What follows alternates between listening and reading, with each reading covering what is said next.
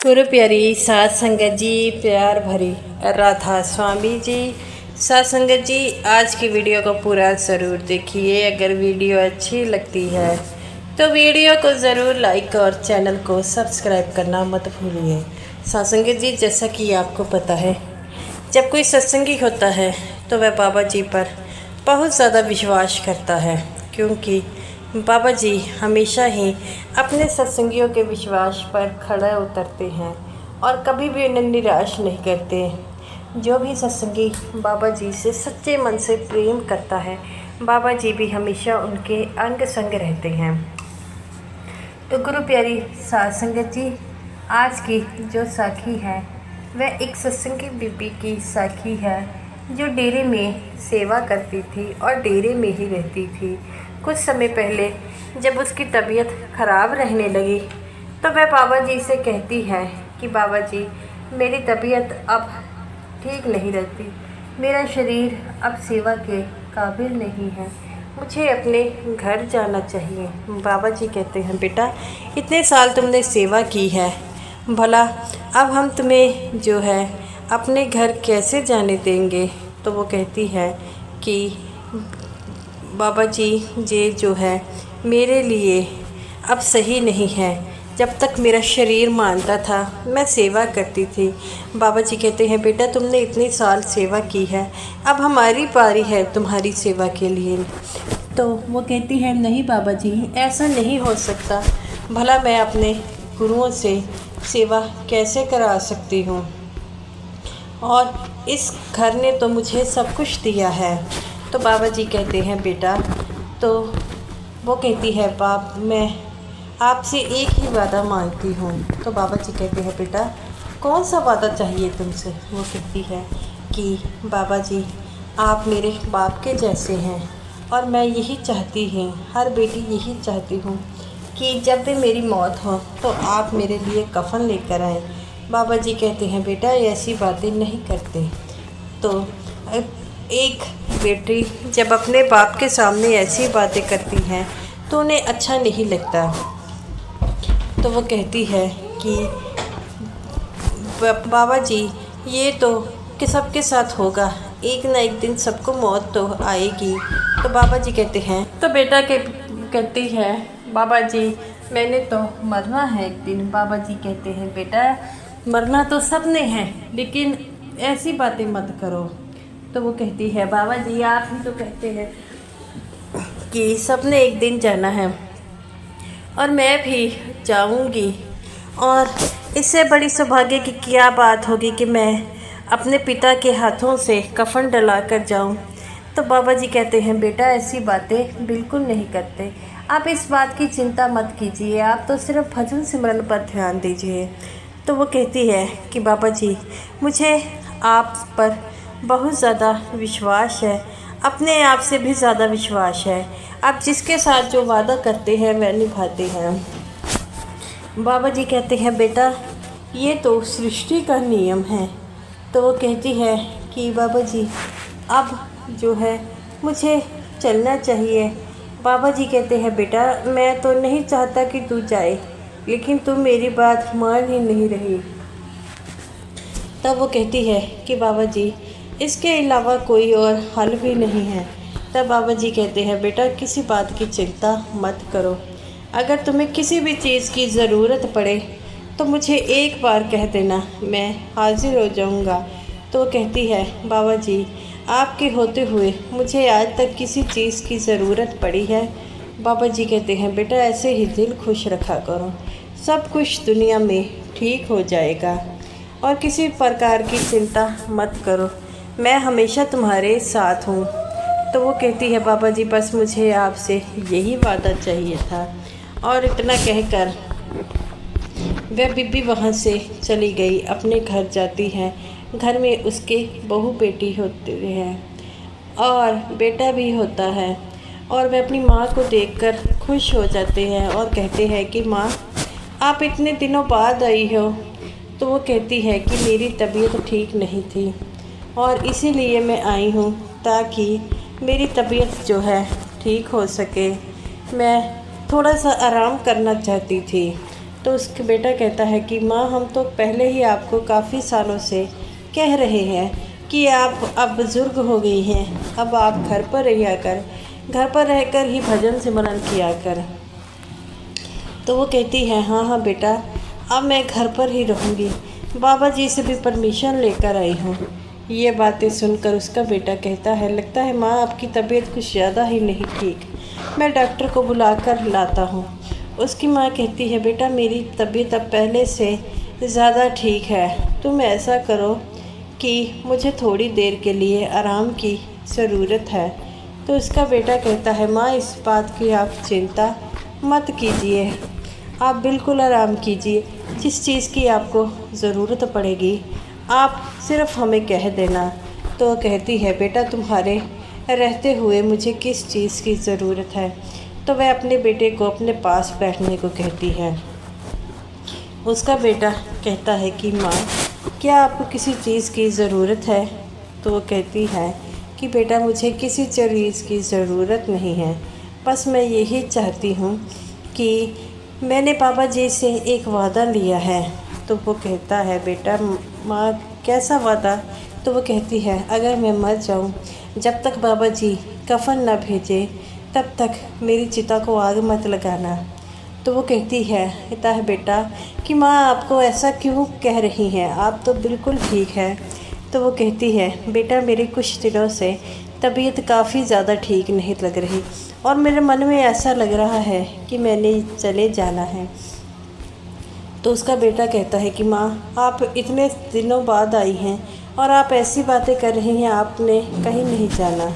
तो वो कहती है बेटा मुझे लगता है कि परसों की मेरी तैयारी है और तुम भी तैयारी कर लो। तो वो कहता है माँ ऐसा थोड़ी होता है, मरने से पहले किसी को पता नहीं लगता। तो वो कहती है कि ये बात तो सही कहता है कि पता तो नहीं लगता, लेकिन आप ऐसा क्यों कर रहे हैं। तो वो कहती है कि ऐसा कुछ नहीं होगा। तो वो कहता है ठीक है, फिर ऐसा कीजिए कि आप आराम से लेटिए, हम आपके लिए कुछ लेकर आते हैं। तो वो कहती है मुझे कुछ नहीं चाहिए, मुझे तो आराम की ज़रूरत है और मेरे लिए आते समय जो है वह थोड़े से फ्रूट ले आना। तो उसका बेटा कहता है हाँ माँ हम आपके लिए ज़रूर लेकर आएंगे।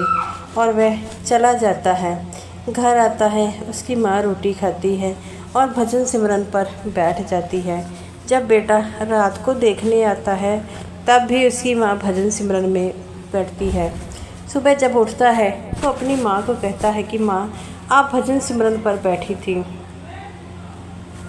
और जब मैं आपको देखने आया उस समय भी आप जो है वह भजन सिमरन पर बैठ रही थी। तो उसकी माँ कहती है बेटा मैं भजन सिमरन ही ज़्यादा करती हूँ, इतने साल डेरे में रहकर वहाँ पर बीबियाँ भी सारी भजन सिमरन पर करती थी, इसी कारण मुझे भी उस चीज़ की आदत पड़ गई है। तो वो कहता है कि माँ ये तो आपकी आदत बहुत अच्छी है। तो उसकी माँ कहती है कि बेटा मैंने कल चले जाना है। इस बात से उसकी माँ कहती है कि बेटा मेरी कल की तैयारी है। ये बातें सुनकर उसका बेटा जो था वह थोड़ा जो है घबराहट में उठ गया और कहता है कि माँ आपने कहीं नहीं जाना। तो वो कहती है मैंने तुमसे जो बातें की है उस बातों पर गौर कर, मैंने कल सच में चले जाना है। तो वो कहता है कि माँ आप ऐसी बातें क्यों कर रही हैं, अब इतने सालों बाद आ रही हैं और यही बातें कर रही हैं। तो वो कहती है बेटा मैंने मेरा शरीर जो है जवाब दे रहा था, इसीलिए मैं डेरा छोड़ कर आई हूँ। मैंने बाबा जी से भी कहा था, बाबा जी कहते हैं कि आप इतने सालों से रह रही हैं और आप अंत समय में आप चाह रही हैं आप यहाँ पर रहिए, लेकिन मैंने बाबा जी की एक बात ना मानी तो मैं यहाँ पर आ गई हूँ। तो इस बात से उसका बेटा जो था वो कहता है कि माँ आप कहीं नहीं जाएंगी और ऊंची ऊंची रोने लग पड़ता है। तो ऐसे ही चलता रहता है। अगला दिन आ गया तो वह अपने बेड पर लेटी हुई सिमरन कर रही थी। उसका बेटा आता है और कहता है, माँ आपकी तबीयत ठीक नहीं लग रही। तो वो कहती है कि मैंने 15 मिनट बाद चले जाना है। इस बात से उसका बेटा थोड़ा कहता है कि माँ ऐसा क्यों कह रही हो। तो वो कहती है कि मेरे नीचे की लातों से जान निकल गई है, अब मेरा शरीर नहीं चल रहा। तो उसका बेटा कहता है कि माँ हम डॉक्टर के पास चलते हैं। तो वो कहती है डॉक्टर के पास जाने से कुछ नहीं होगा, अब कुछ नहीं है हमारे हाथों में, अब तो मेरी तैयारी हो रही है और मुझे बाबा जी ने भी कहा था कि मैं तुम्हें लेने आऊँगा। ये बातें सुनकर उसका बेटा ऊँची ऊँची रोने लग पड़ा।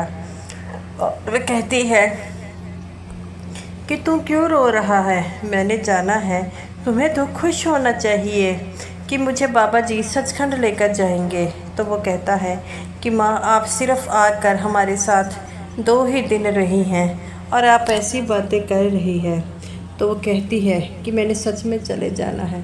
ठीक 10 मिनट बाद वो अपना शरीर छोड़ देती है और उसके बच्चे रोने लग पड़ते हैं। जब उसको नहला धुला कर अर्थी के लिए तैयार किया जाता है, तब उसका बेटा कहता है कि मेरी माँ कहती थी कि बाबा जी जो है कफन लेकर आएंगे और जो है वो मुझ पर डालना। सभी बातें करते हैं कि बाबा जी क्यों कफन लेकर आएंगे और बाबा जी के पास इतना समय नहीं है, अब तुम्हारी माँ को भी देरी हो रही, हमें लेकर जाना चाहिए। तो उसका बेटा कहता है कि 10 मिनट वेट कर लो। तभी वहाँ पर एक कार रुकती है और कार में से बाबा जी निकलते हैं। बाबा जी उस कफन को लेकर उस पर डाल देते हैं और कहते हैं कि मेरी बच्ची मुझे कहती थी कि मेरे लिए कफन लेकर आना, तो मैं ले आया बेटा। मैंने अपने बाप होने का फ़र्ज़ अदा किया, जैसे तुमने बेटी होने का फ़र्ज़ अदा किया था, मैंने भी बाप होने का फ़र्ज़ अदा किया है। और तुम सच कहती थी कि तुमने चले जाना था, तुम्हारी बात को कोई नहीं माना, लेकिन तुमने इतना भजन सिमरन किया था कि तुम्हें पहले से ही पता लग गया। और ये नज़ारा देखकर वहाँ पर जितने भी लोग थे वह रो रहे थे।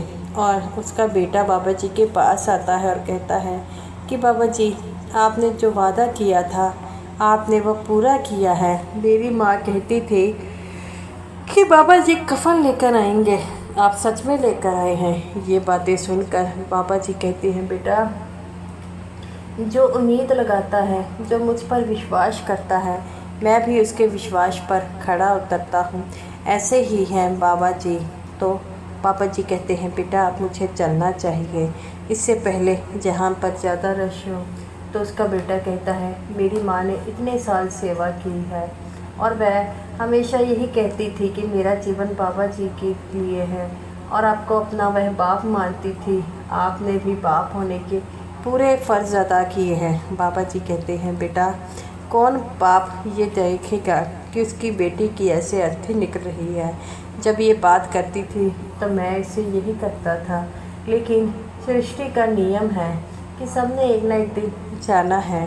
तो उसका बेटा कहता है हाँ आप यही बात सही कह रहे हैं। तब बाबा जी हाथ जोड़कर वहाँ पर से चले जाते हैं। उसके बेटे ने उसके जितने भी क्रिया थी वह पूरी की और वह फूट फूट कर रोने लग पड़ा और कहता है माँ आपने अपनी सारी ज़िंदगी सेवा में गुजार दी है, हम यही कहेंगे कि हम भी आपके जैसे नहीं बन सकते, हमें इतनी ताकत नहीं है कि हम अपनी ज़िंदगी सेवा में गुजार सकें, लेकिन हाँ हम आपके जैसे बनने की कोशिश ज़रूर करेंगे। सत्संगत जी बाबा जी ऐसे ही हैं, वह हमेशा ही सबके जो है बात को मानते हैं। जो बाबा जी से सच्चे दिल से प्रेम करता है बाबा जी उसके हमेशा ही समीप रहते हैं और ऐसा ही प्यार हर सत्संगी का बाबा जी के लिए होना चाहिए कि बाबा जी जो भी कहे उस सत्संगी के लिए बाबा जी को वहाँ पर आना ही पड़े। बाबा जी अपने हर एक वादे को पूरा करते हैं और जो सत्संगी मुश्किल में पड़ता है उसकी मुश्किल को हल करने के लिए वहाँ पर ज़रूर आते हैं। तो गुरु प्यारी साध संगत जी ये रही मेरी आज की वीडियो। अगर आपको ये वीडियो अच्छी लगी हो तो वीडियो को ज़रूर लाइक कीजिएगा और वीडियो को शेयर करना भी मत भूलिएगा। तो सभी साध संगत जी को मेरी तरफ से प्यार भरी राधा स्वामी जी।